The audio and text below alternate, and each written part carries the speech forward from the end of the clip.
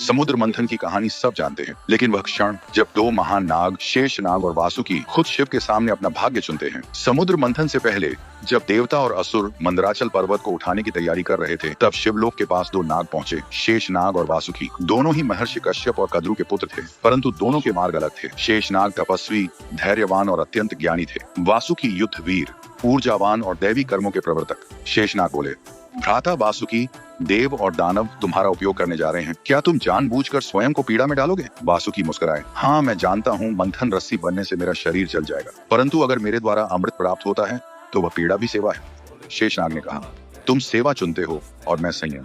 एक शिव के गले में रहकर उनकी ऊर्जा को संतुलित रखेगा, दूसरा ब्रह्मांड के नीचे रहकर पृथ्वी को स्थिर रखेगा। शेषनाग का यह वचन कालजयी हुआ। हम दोनों शिव की दो शक्तियां हैं, मैं स्थिरता और तुम गतिशीलता।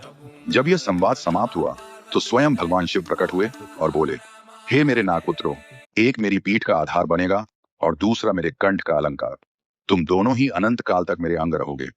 उस दिन से शेषनाग विष्णु के शयनासन बने और वासुकी शिव के गले का श्रृंगार।